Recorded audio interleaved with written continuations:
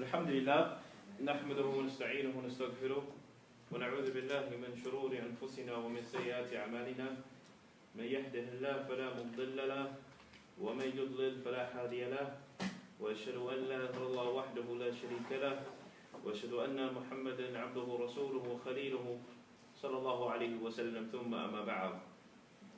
Alhamdulillah, we actually reached in our It's better? Okay, alhamdulillah. We actually reached the story of Yajooj and Majooj. And what we have been studying is the 10 major signs that will occur before the day of resurrection. And just as a quick review, those 10 signs, who can remind me at the very least of 3 of those? The major signs of him coming. Of the major signs of the day of resurrection. Oh, the day of resurrection. The Dajjal. Yajooj and Majooj, what we study today. And wasn't it 3 major earthquakes? Alright, and 3 major earthquakes. Beyond 3. That's fine. Alhamdulillah. So what we're going to do today, alhamdulillah, we're actually going to start the story of Yajooj and Majooj. And who is Yajooj and Majooj? But before that, I want to mention a point. Allah subhanahu wa ta'ala, He says in Surah Yusuf, chapter 12, verse 111. In chapter 12, verse, everybody has a Quran, Allah says something special about stories. Why does He quote stories in the Quran? Or rather, why does He relate stories in the Quran? Alright, let's find out. In chapter 12, Surah Yusuf, لَقَدْ كَانَ فِي قَصَصِهِمْ. Who's going to read it? Alright, read it, Saleh. And he raised his 111. My Lord, you have given me something of sovereignty and taught me of the interpretation of dreams. Creator of the heavens and earth, you may protect. You may. There's 111. No? Which one were you reading? I'm on one. Oh, sorry. Oh, Sovereignty and taught me of the interpretation of dreams. Creator of the heavens and earth, you are my protector in this world and the hereafter. Good. So to Yusuf. I know. So to Yusuf. Yeah. 111? I mean, Surah 12. Oh. I'm reading 101. It's the last ayah. It's the last ayah. So yeah, in the beginning, alright, so I'll do the reading now. So yeah, in 111, it says what? There was certainly in their stories a lesson for those of understanding. There's a lesson for those who understand. That's not what he said. Alright. Alhamdulillah, the reason why we quote, think about all the stories that you know. In Surah Yusuf, we learn about the importance of what? Dua. The importance of dua, the different fitna, the fitna of women, the fitna of wealth, the fitna of status. This is also why the scholars of the past, they used to say, teach your children, especially your sons. Umar al-Khattab used to say this, Surah Yusuf, and teach your daughters Surah Maryam. Okay? So the reason why we're bringing this up, because we're going to get into a story of a person by the name of Dhul Qurnayn. You cannot tell the story or relate the story of Yajooj and Majooj without telling the story of Dhul Qurnayn. But before that, we want to mention something. The Quraysh, the tribe of the Prophet ﷺ, they were extremely upset with the Prophet ﷺ, so much so that they would go to the lengths to lie upon him or to try to challenge him in many different ways. On one occasion, the Quraysh, they became very impatient. They decided that we were going to go to Medina. Because there are Yahood that are there are people from the Ahlul Kitab, and what they're going to do at the very least, they know about prophets, so they can inform us of something we can challenge the Prophet ﷺ with. Alright? And hopefully they can also help us and try to destroy his da'wah. This was the statement of the Jews, and where? In Medina. The Jews, they said, and everybody pay close attention to this, the Jews, they said that ask him about 3 things. Ask the Prophet ﷺ about how many things? 3 things. If he answers 2 and he refrains from answering one of them, فَهُوَ نَبِيٌّ. If he answers two of them, but he does not answer one of them, then he is a prophet. Okay? So if he answers two, and he doesn't answer one, then he's a what? He's a prophet. وَإِلَّا رَجُلٌ كَاذِبٌ. Otherwise, then he is a lie. This is what the Jews, they told the Quraysh. They said, ask him about three things. The first thing you're supposed to ask him about is the boys, al-fityatu, those boys who entered the cave. If he can relate the story in detail, then he is a prophet. Then they said, ask him about Dhul Qurnayn. And then lastly, ask him about the soul. If he answers these two out of the three, then he's a what? Then he's a prophet. What happened here, and also we want to relate the story, we're going to get to Dhul Qurnayn. But what happens here, when Quraysh, they were very excited because they said that, listen, we got Muhammad sallallahu alaihi wasallam now. We got it. No, one second. So they went to the Prophet sallallahu alaihi wasallam back in Medina, back in Mecca, and they said, Ya Muhammad, oh Muhammad, what do you say about the boys who entered the cave? What do you say about who? Dhul Qurnayn. And what do you say about the soul? The Prophet ﷺ, he said, come back tomorrow, I will give you the answer. وَلَمْ يَقُلْ إِنْشَاءَ. And this is a very, very important part. The Prophet ﷺ, he did not say inshallah. Alright? The Prophet, he didn't say what? Inshallah. So what happens here is that the Quraysh, day after day, they kept coming back to the Prophet ﷺ to challenge him. You didn't give us an answer yet. The Jews, they said, if you're able to answer two, you are a prophet. If you can't answer none, you're not a prophet. Okay? But the Prophet was patient. He kept saying, come back tomorrow, but he did not say what? Inshallah. And also this goes to show the importance, as Allah subhanahu wa ta'ala mentions in Surah Al-Kahf. Alright? He says that, do not say that you're going to do something tomorrow, except that you say what? Inshallah. It's mentioned that 15 days actually went past, and then eventually Jibreel alayhi salam came and told the Prophet sallallahu alaihi wasallam the reason why the answer did not come down is because you did not say what? Inshallah ta'ala. Inshallah. Now, that's also me and some of the scholars, excuse me, not me, but some of the scholars of Islam, they mention that this is a proof in and of itself that the Prophet is that he is actually a prophet, even though he did not answer the question. How? Who can answer? Think about that. The Jews, they said if he answers two, okay, then he's a prophet. Two out of the three. The mere fact that the Prophet ﷺ did not answer the question, and it took him 15 days for Allah to reveal the answer, how is that a proof that he's actually a prophet? Because he depends upon the wahi. Because he what? He used to depend upon the wahi. He wasn't making up things on his own. Alhamdulillah. As Allah subhanahu wa ta'ala says, the Prophet does not speak from his what? His own desires. The mere fact that everyone was making fun of him now. You said that you were going to answer. The Jews said this, so on and so forth. Muhammad, you didn't answer, you didn't answer, you didn't answer. And obviously this was affecting his followers. So having said that, the mere fact that he remained patient and he did not what? Just rush the answer out of his own desires is a proof in and of itself that he's a what? That he's a prophet. Alright? The third one is they ask you about the soul. They ask you about the soul. So again, about the children, about the young youth who entered the cave, about the story of Dhul Qurnayn, and also about the soul. So what is the story of Dhul Qurnayn? I want everyone to go to chapter 18. Who doesn't have a Quran? Do you have a Quran? Alright. Chapter 18. Here comes the kid. How you doing, man? Ace, what's going on, man? Alright. Chapter 18. We're actually going to start with verse number 83. We're going to read from 83 through 99. Alright. Who has it? I got 83 this time. You got 83 this time? Don't let me down, man. Alright. So, what happens here, we're going to start with some information about Dhul Qurnayn. Again, even though we're talking about Yajooj and Majooj, you cannot tell the story of Yajooj and Majooj unless you narrate the story of Dhul Qurnayn. For those who do not know, Dhul Qurnayn was known to be a very, very righteous man. Some of the scholars have went to the extent to say that qad yakun, maybe he was a prophet, and Allah knows best. Because even in this story, Allah tells the Prophet, we're only going to narrate to you some of the story of Dhul Qurnayn. Not everything. So therefore, there's a difference of opinion whether he was a prophet or not. Alright? He was known to be a very, very righteous man. He used to travel the earth to establish justice all across the earth. To the far east and also to the far west.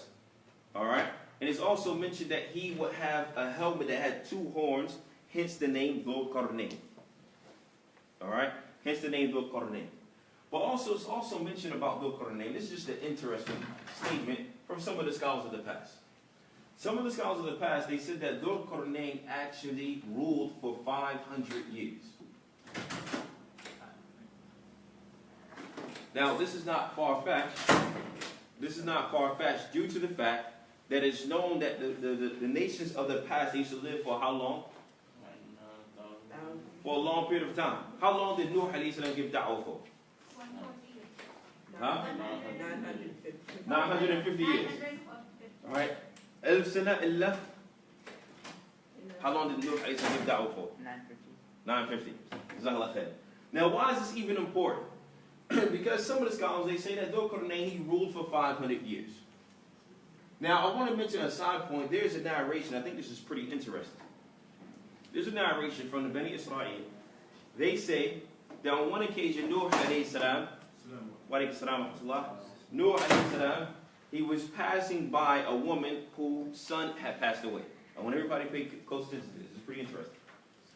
Whose son has passed away, and she was crying. فقال نوح لماذا تبكي? Why are you crying? قالت مات ولدي وهو صغير. My son has died and he's very young. Now, why is this interesting? Okay? Again, how long did they say Dhul Qurnayn ruled for? 500 years. So again, we're just showing that the lifespan of the previous nations, they lived for a long time. But going back to the narration here, Nuh alayhi salam, he passed by a woman, she was crying and she was holding her son, and she said that my son has passed away, he died very young. فقال كم عمره? Nuh alayhi salam, he said, how old is your son? قالت 300 سنة. He's 300 years old. But notice that she said what? That he died and he was what? He's very young. Okay? So what happens here, Nuh alayhi salam, he said, what about the people? There's going to come a nation of people and the average lifespan will be about 60 years old. Qalat, she said, are there really going to be people who live to be 60? Qala na'am. He said yes. She said, Wallahi, if I was ever to be from amongst those people, I will pray and lay in prostration for 60 years. Because their lifespan is very short. If I'm crying because my son died at 300, how much more for someone who's going to live to be what? 60. Alright, and this also fits within the hadith of the Prophet ﷺ, who said, أعمار أمتي ما بين 60 و70 وقليل منهم يتجاوزهم. He said that the average lifespan of the people of my ummah will be the ages between of 60 and 70 years old. Alright? And very few will surpass that. That does not mean if you're 69, you're going to die tomorrow. Alright? So just relax. But the whole point is that the average lifespan of the ummah of Muhammad sallallahu alaihi wasallam. And also as a side point too, there's a wisdom in shortening the lifespan of the ummah. Does anyone know a wisdom in shortening the lifespan of the ummah as time goes on? So they can't do something that's wrong? Some of the scholars of the past, they mentioned that obviously Allah Azza wa Jalla, He knows everything, and the access to sin is so easy during this time that Allah, to help the ummah out, so they be held less to be held accountable for, He shortens their lifespan. As opposed to someone who lived for 900 to 500 years, and so on and so forth. But going back to the story of Dhul Qurnayn. Alright, can someone start to read from chapter 18, verse 83? Musa, can you give me a water, please? Yes, we're going to start from chapter 18, verse number 83. We're going to read all the way to 99. We're going to stop halfway here. Okay? But we're going to start at chapter 18, verse 83. Who's going to read? Hamza, you know read? Yes, I do have. He knows that. No, we need to know in English. We need to know in English. Oh, because of the pronunciation. Sorry. And they ask you, oh Muhammad, Hold up, Shane, he's reading. Okay, Hamza, you got it? And they ask you, O Muhammad, about Dhul Qurnayn. Say, I will recite to you about him a report. All right, keep going. Indeed, we established him upon the earth, and we gave him from everything away. Keep going. Start till you stop. Keep going. So he followed away, until when he reached the setting of the sun. All right, stop. 86. That's 86, correct? All right. Until he reached the setting of the sun, and is mentioned Hamia in this particular verse. Here, when we talk about Hamia, all right, it's not necessarily, as mentioned in some translation, that the sun disappeared inside of the water. The scholars of Islam, they mentioned that Dhul Qurnayn used to travel so far that obviously he thought that the sun was settling, or the rays of the sun was settling in this particular murky water, if you will. The whole point is that we mentioned before that Dhul Qurnayn used to travel all across the earth, okay, to establish justice amongst people, to make sure no one was oppressing anybody. And again, the scholars, they differ whether he was a prophet, but the strongest opinion is that he was Rajul Saleh. He was a very, very righteous man who Allah used to establish peace and justice all across the earth.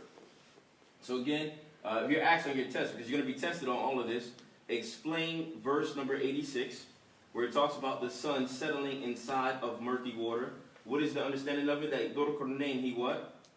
He thought the sun was settling.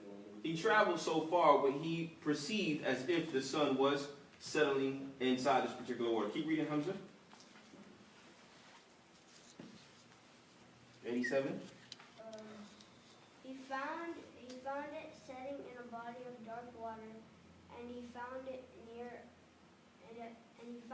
it people. He said, O Dhul Qurnayn, either you punish them or else adopt among them a way of goodness. Now, keep going. He said, as for one who wrongs, we will punish him. Then he will be returned to his Lord, and he will punish him with a terrible punishment. Here, what happens also, and one other thing we want to, the next few ayats, if you're taking notes, I want you to write this.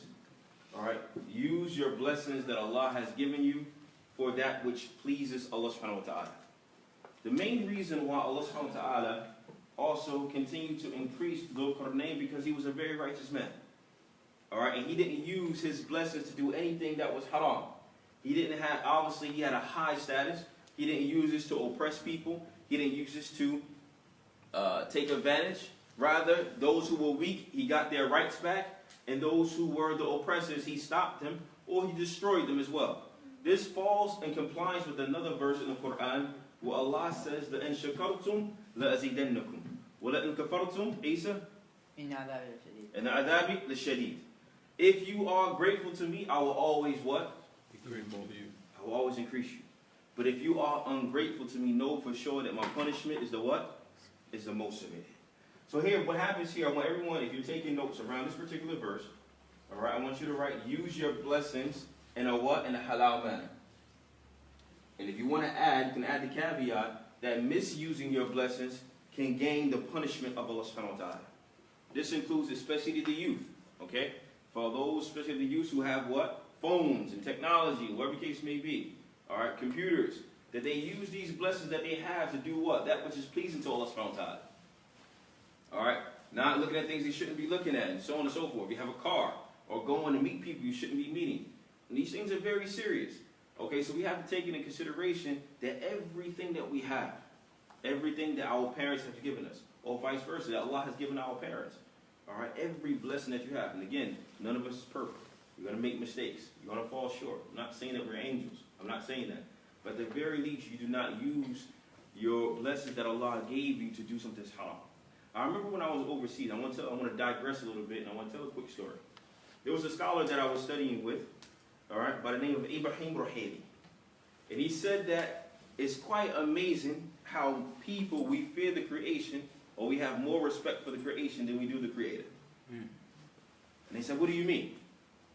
And basically he said that if you had some money and you wanted to give your neighbor a gift, would you buy something that will harm your neighbor? Maybe would you buy a food that he was allergic to?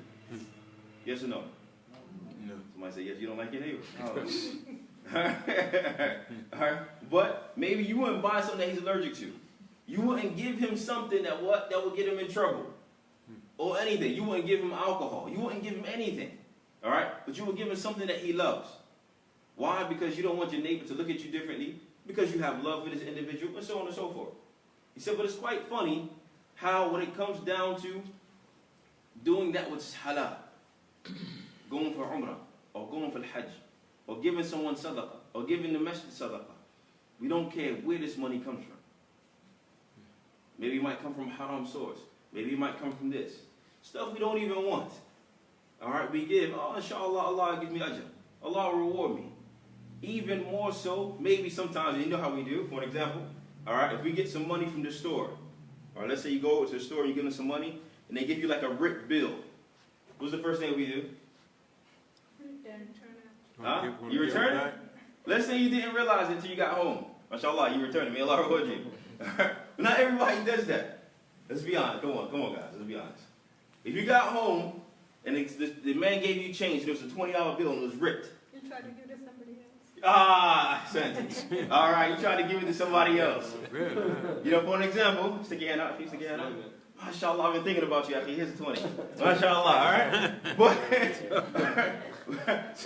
we do that, though. Let's be honest. Okay, or we try to what? We tape it back together to see if we can go pay gas with it, right? You're not going to see you fold it a certain way, and so on and so forth. All right? So the gas, we can see it, but by the time you got your gas, you're down the street. I say all this to say is that do not use your blessings to that which is haram. Even Allah goes to the extent in Surah Al-Baqarah, and He says that do not give something that you would not accept yourself, except that you had your eyes closed. All right? To give something that you will appreciate yourself. So why don't we even mention this? Because Dhul Qurnayn, he was from these type of people. Who that he praised Allah, not only would he verbally praise Allah subhanahu wa ta'ala, he showed it through his actions. By going out and what? And establishing what? Peace and justice amongst the earth. He used the status that he had. Alright? So therefore we also have to keep that, we have to be very cognizant of that to use your blessings. Whether you have money, alright? Even if you have a halal income, it's also just as sinful if you take the same income and then you buy something that's haram. This is why on Yawm al-Qiyamah, and I know I digressed a little bit, but it kind of fits in here. This is why on the day of resurrection, alright, a person will be asked about 5 things. Alright, who knows?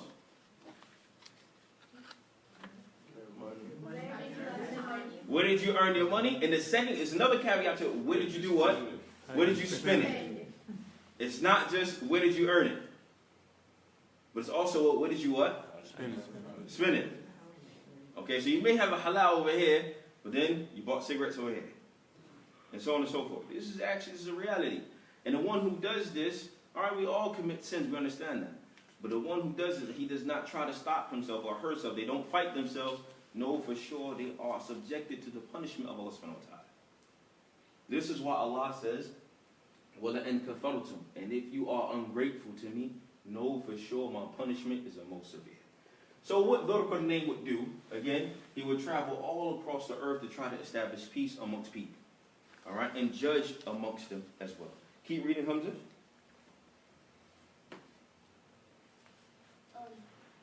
But as for one who believes and does righteousness, he will have a reward of the best. And we will speak to him from our command of ease. Then he followed away. Until when he came to the rising of the sun. He found it rising on a people of whom we have not made against in any shield. All right, here. What number is that, Hamza? 90. 90. All right, so he started off, he went to one side, okay, one side of the earth where he saw the sun setting. Then he made it to the other side where he saw the sun what? Rising. All right, Dhul Qurnayn's kingdom was very, very, very huge. All right? It was very huge, but the point we want to talk about here is that he reached the people and said they didn't have any what against them? Shield. A shield. What does that mean? Does anyone know what that means? They were, Yeah. Huh? They had no shade. All right? Meaning that basically, in some of the scholars study mentioned, they didn't have basically structure where they have, for example, roofing or anything that would actually protect them against the what? Against the sun. So Dhul Qurnayn, what he would do, he would teach them how to build. He would teach them how to basically protect themselves as well. All right? And again, it goes to show that his justice that he will actually try to establish on the earth. And again, it also goes to show you that in shakartum lazidannakum. And if you are grateful to me, I will always continue to increase you. But not going to spend too much time on that because we want to talk about something else. Hamza, keep reading. 91. thus, and we had encompassed all that he had in knowledge. Then he followed away, until when he reached the pass between two mountains, he found beside them a people who could hardly understand him. All right. What number is that? 93. 93. All right, who can hardly understand him. We're going to actually talk about who, after this, we're going to talk about who is Dhul Qurnayn. All right? Now, it's mentioned here, Isa, la yakadu, yafqahuna, لا يكادون يفقهون qawla. قولا. Come on, Sheikh. All right. So, what happens here is that Dhul Qurnayn, he comes across a people. حتى إذا بلغ بين بلغ الشمس بين الشمس والذهب. سدين. Oh, All right?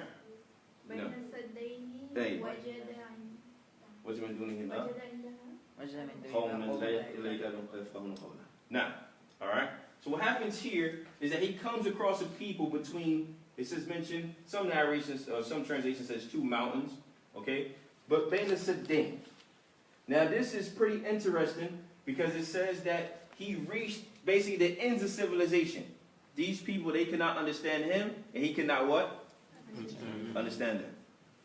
But Allah narrates the story as if Dhul Qurnayn was talking to them. So how is this possible? You'll be asked this on the test, so I want everybody to write this down. All right? Ibn Kathir, rahimahullah, he says that Dhul Qurnayn, he used at the very least 70 translators to try to get his point across to these people. 70? 70. He used how many translators? 70. 70. So let's give an example. Let's say no one in here speaks Korean, right? Great. All right. So that's going to mess up my example. Okay. So what happens here, let's say there was a person who came inside and he didn't, I'm not going to make anybody stand up. Okay. So let's say somebody came inside the masjid right now who was interested in Islam, but he does not speak English, doesn't speak anything. All he speaks is Korean. That's it. So how are we supposed to tell this person about Islam? All right, so let's draw my stick figure here. All right, he speaks what? Korean. So another person comes along and he says, you know what? And let's say this is me over here. I want to give you this example because a lot of people say, well, how did Dhul Qurnayn communicate with these people? So let's say this is me over here and I speak Arabic. I don't speak English. I only speak what? Arabic. So this person here, he says, I only speak Korean. Then another person says, well, I don't speak Arabic, but I speak English and Korean. This person says, listen, I don't speak English, I don't speak Korean, but I speak Japanese and what? And English. This person says, I don't speak that, I speak German and what? Japanese. This person says, I don't speak that, I speak what? Russian and what? German. And so on and so on and so on and so forth. I'm running out of language. Okay? All right. So what happens here until the very last person says, you know what? I speak Indian. All right? Okay? And what? In Arabic. So what happens here is that Dhul Qurnayn would tell this individual that he would translate to this one, and he would translate to this one, and he would translate to this one, and so on and so on and so forth, until it finally got down to who? By the end, it's not the same. No, it's the same, y'all. It never is the same. Maybe in preschool.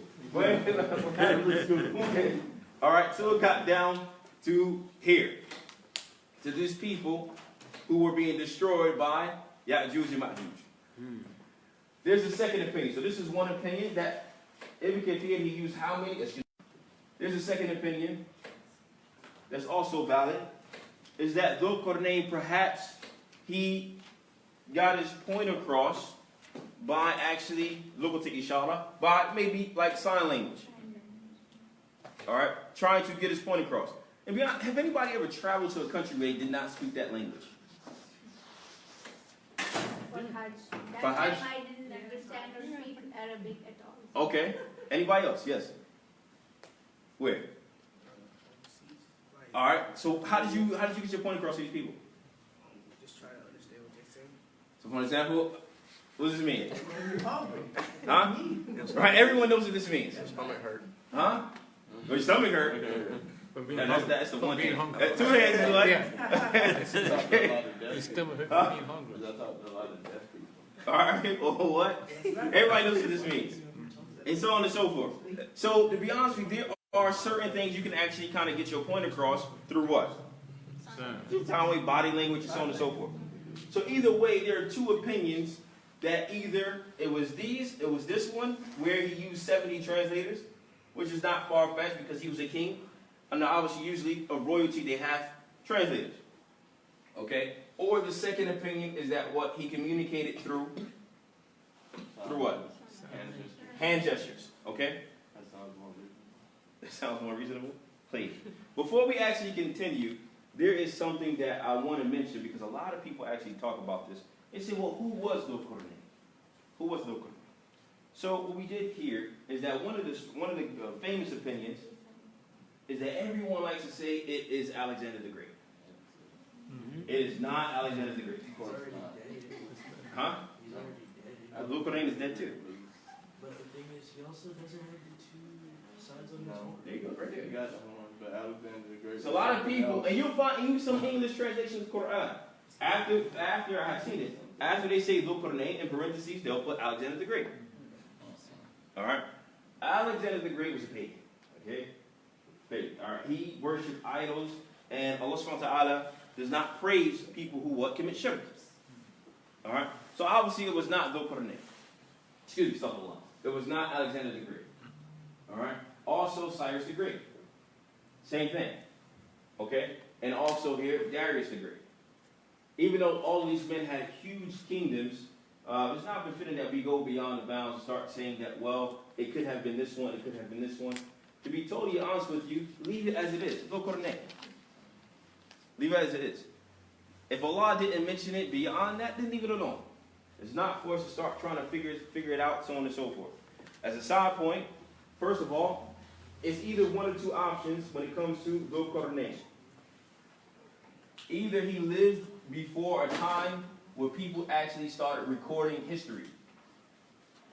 So therefore, there will be no record of it to begin with. Okay? Or he lived after that time, and there is a record of it, but we don't know about it. Okay? So either you have one of those two options. But again, please, on the test, if I ask you who is Dhul Qurnayn, all right, I said this before, somebody did it. All right, do not write Alexander the Great. I will rip your paper. Oh man. Okay. Somebody did it before? Huh? Somebody did it? Yes.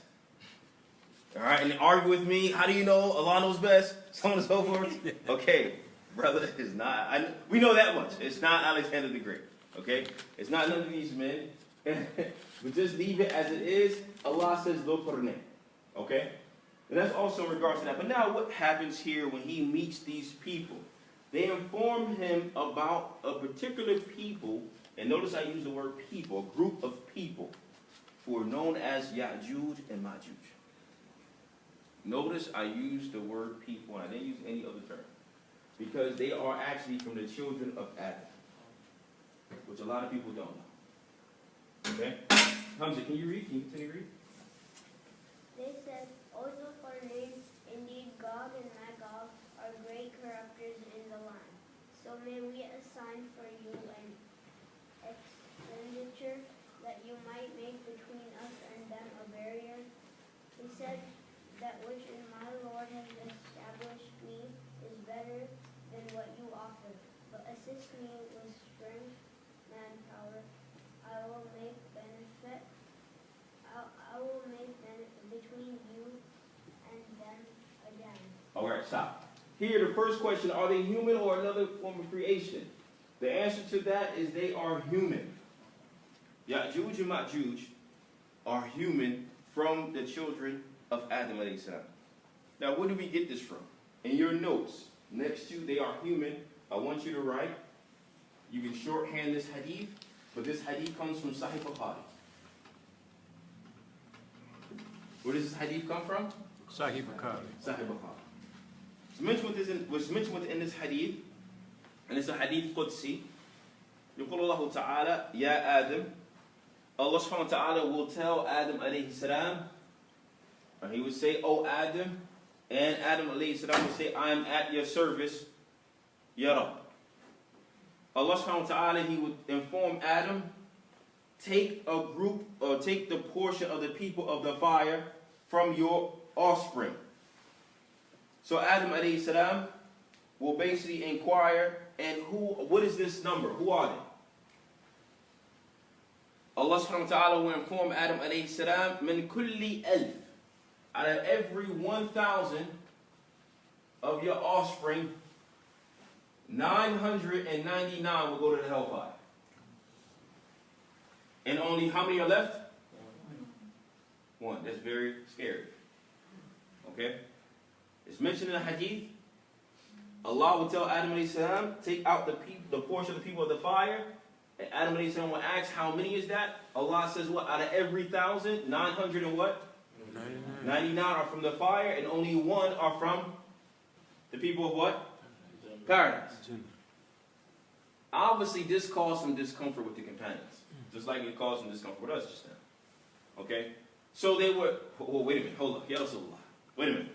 Out of every 1,900, how are we going to make it?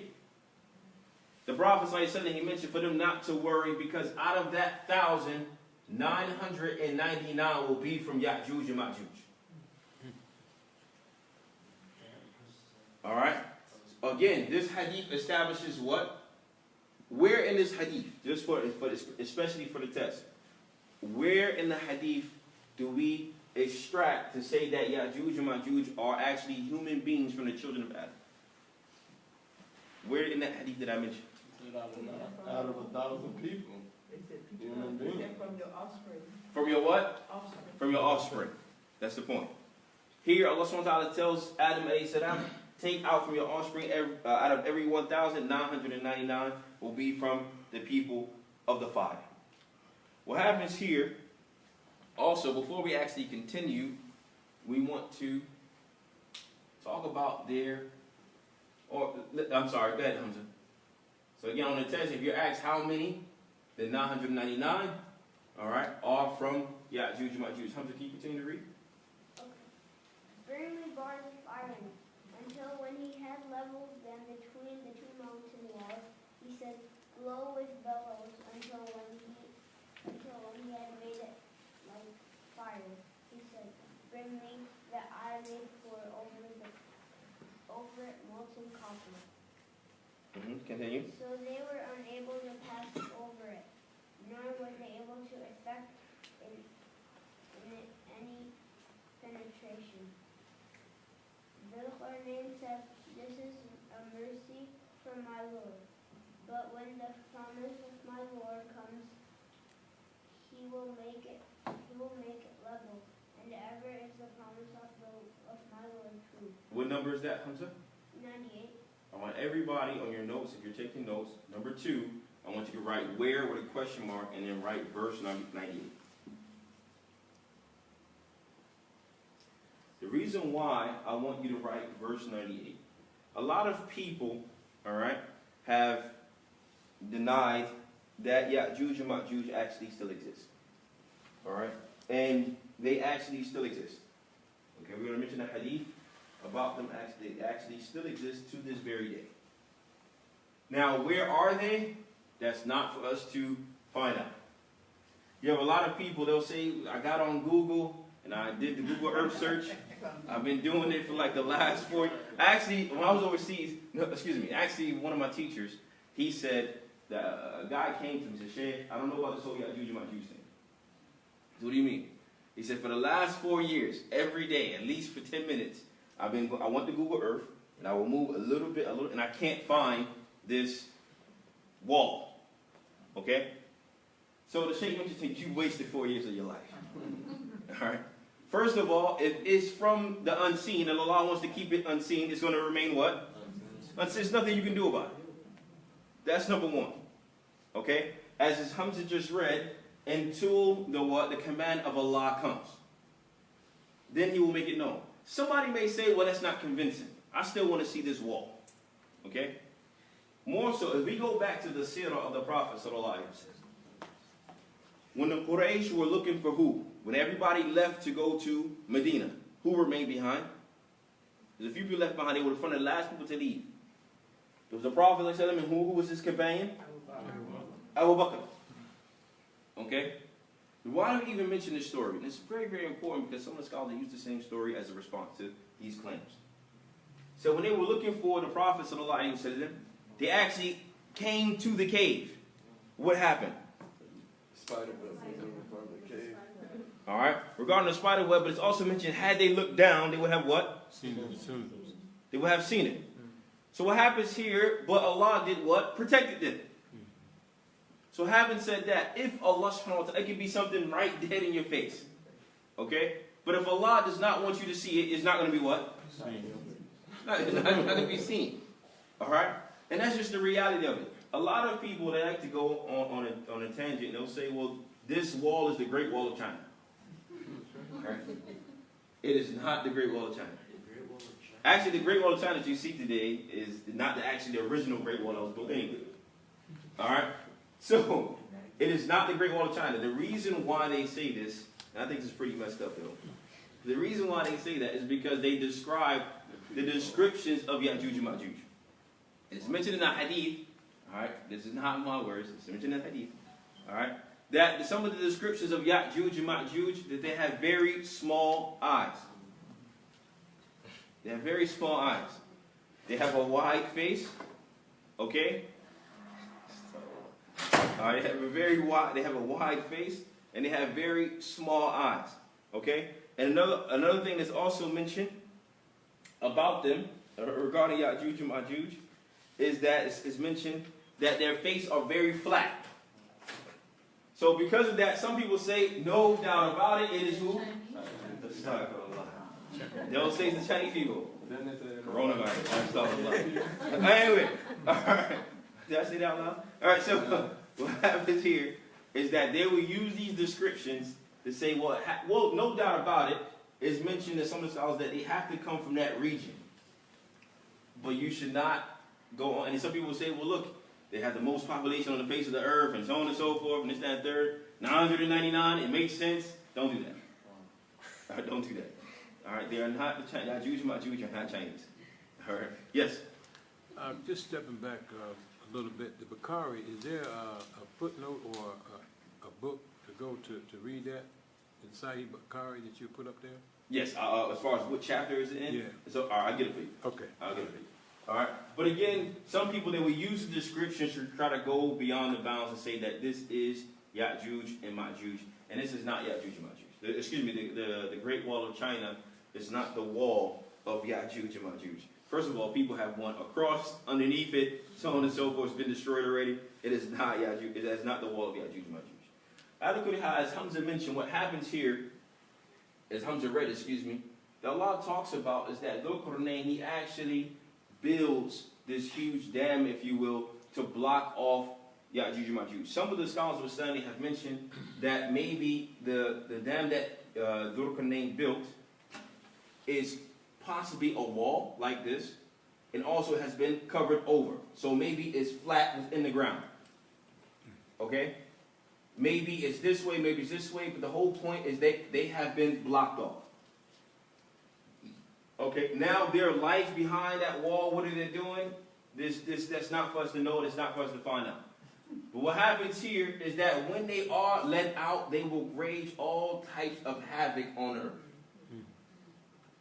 Okay? But now also what happens here? It's mentioned in the hadith, and what is the proof that they are still alive to this very day? It's mentioned in the hadith that every day, Yajooj and Majooj, they dig at this wall. Until at the very least, they can see the rays of the sun. And then they stop. Okay? And then they stop. And then when they wake up to return back to it, Allah subhanahu wa ta'ala will what? Close it back up and make it stronger than it was before. Until one day, when they do this, they will say what? Inshallah. And when they wake up this day, on the next day, they will see it and then they will be let out. We want to take a step back too, because we want to mention the importance of saying inshallah. Remember those 3 questions that the Jews, they told the Quraysh. Ask Muhammad sallallahu alaihi wasallam this. If he answers 2 and he does not answer 1, then he's a what? He's a prophet. The prophet was very excited. Because he was very excited, he said, come back tomorrow. But the prophet sallallahu alaihi wasallam himself, he did not say what? Inshallah. So the answer was delayed how long? 15 days. So it goes to show the importance of what? Of saying inshallah.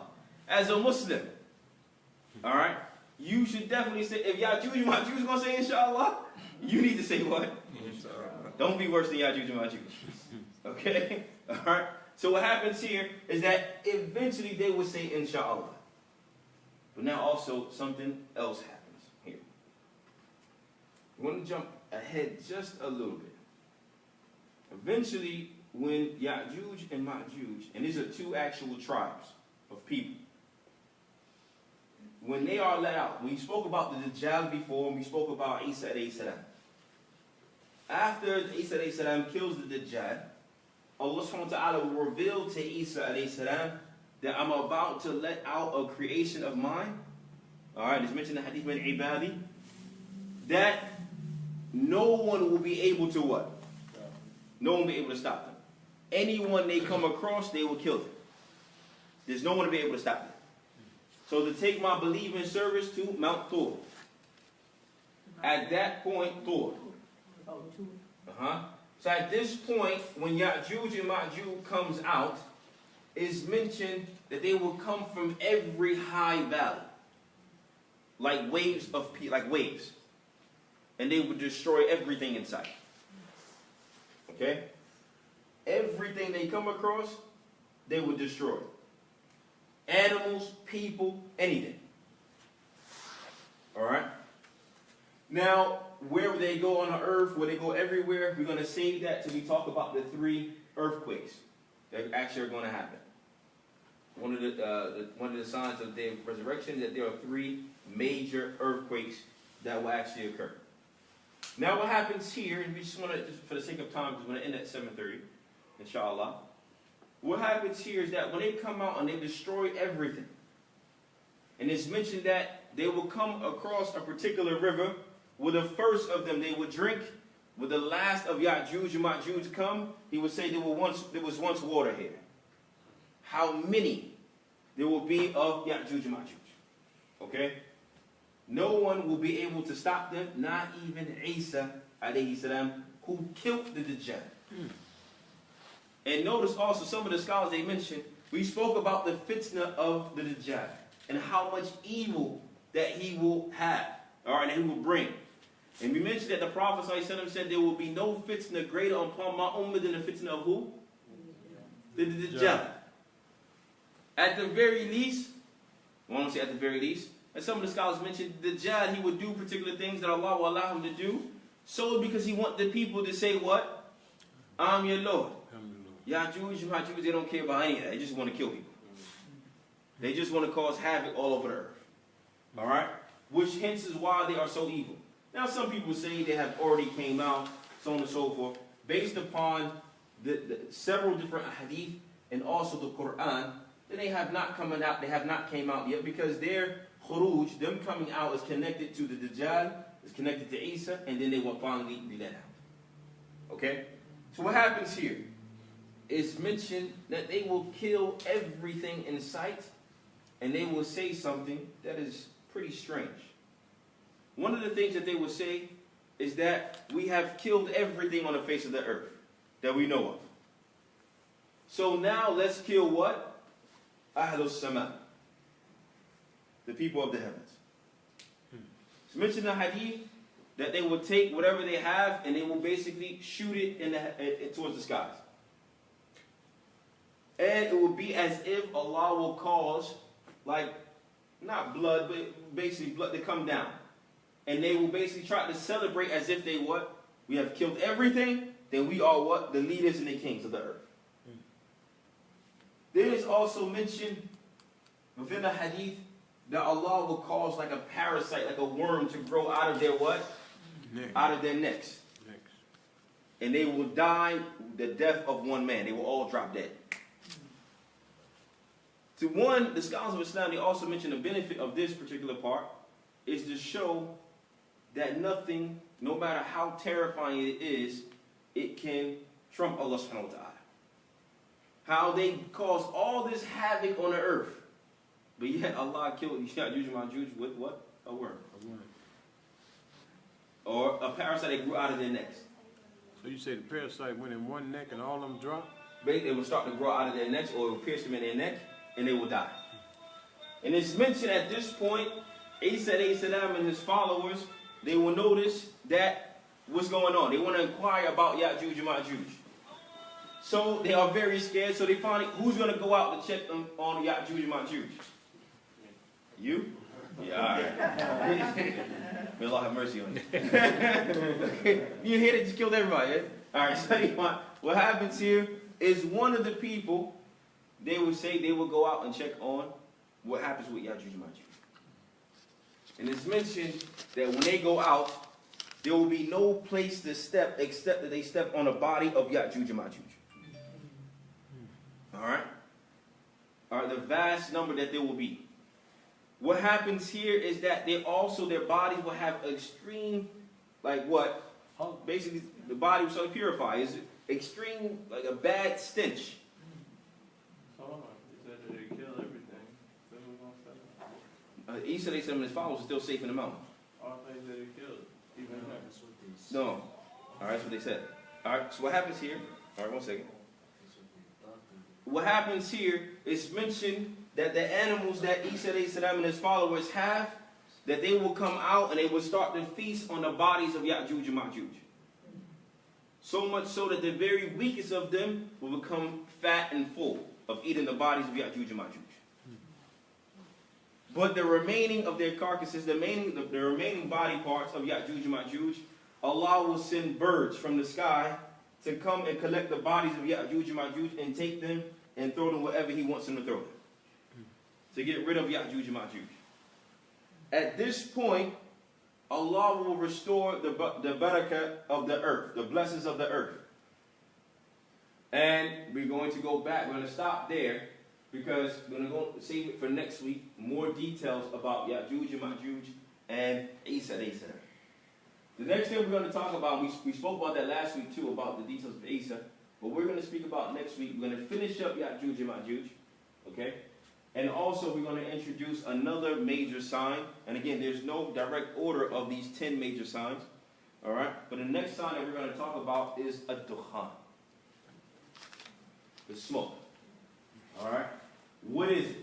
What are and the remaining signs are what? Who can tell me the remaining signs before we end? We spoke about the Dajjal. We spoke about Isa alayhi salam.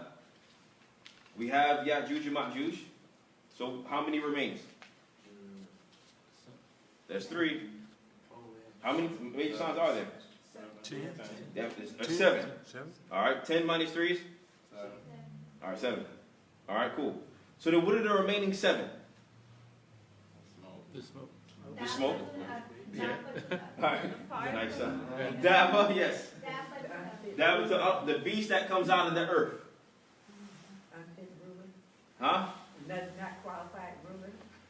Alright, no. Alright, you also have the 3 earthquakes. That's 5. And the fire in Yemen. The fire that comes from Yemen, that will gather the people to what? To the gathering of Yom Al-Qiyamah. Then also you have Tulu' al-Shams al-Maghrib, how the sun rising from the west. Alright? So here, just very quickly, about the three major earthquakes. There's no direct order.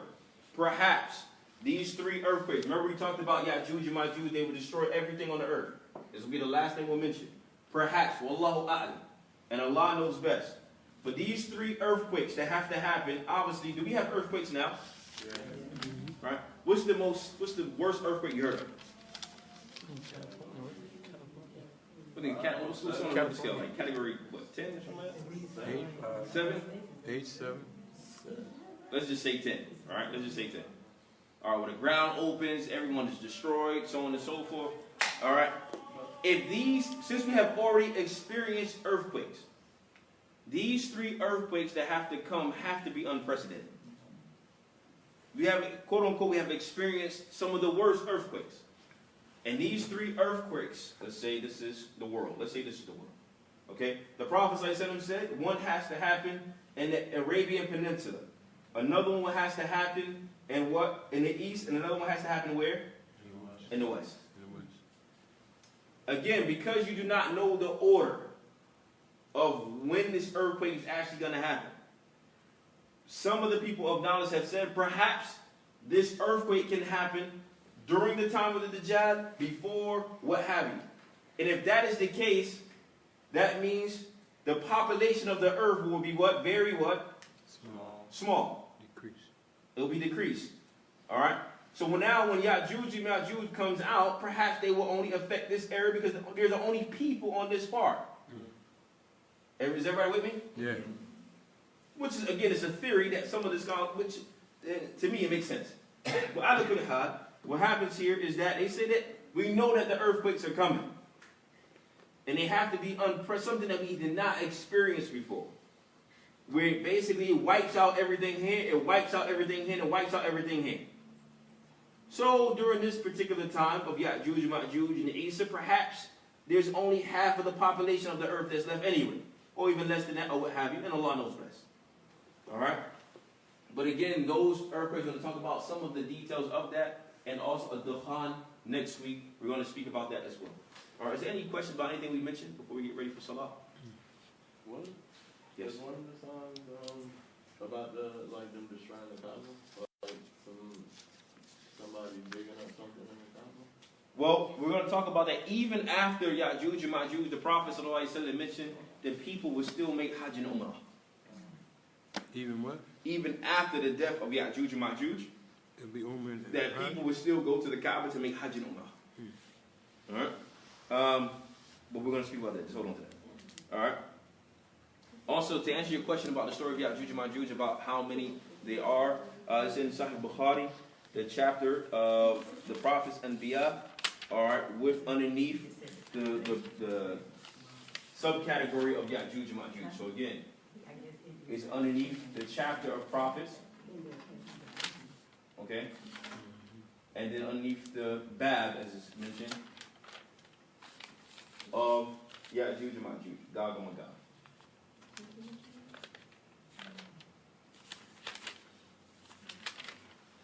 Alright, is there any questions about Yajooj and Majooj? And this is talking about the 1,000 hadith here. You can find it in Sahih Bukhari, the chapter of prophets, underneath the Bab of Gog and Magog. Is there any questions? No? Yes? Okay, so once it becomes the time of the Dajjal, then everybody that's not a believer is considered Yajooj and Majooj? No. Yajooj and Majooj is sealed off right now. So there's no connection to the Dajjal. It's their own. It's two different tribes. All right. Now, whoever lives past the Dajjal will be from the followers of Isa. They'll be from the followers of Isa. Once Isa kills the Dajjal, then the army of the Dajjal and everything is over with. But then you still have Isa. But at that point, Allah will reveal to Isa, and Allah knows best. Some of the scholars mentioned it will be either immediately after, or there will be a time period after. Maybe it will be a few years after that point, but either way, Allah will eventually reveal to Isa, that Yajooj and Majooj is about to come out. So to gather my followers and then protect them in Mount Tor. Okay? So once that happens, now the believers are safe. Then at that point, Yajooj and Majooj will come out and destroy whatever is left. Yeah? You got me? Okay. Any other questions? No? All right. Again, Yajooj and Majooj, even though their descriptions, they're not Chinese. Okay? All right. They didn't bring the coronavirus in like that. All right, cool. All right. Subhanahu wa ta'ala, astaghfirullah until we eat it. Yeah, some people say that the Mongols and so on, that's not true. Even though they did cause a lot of corruption, that's still not the case.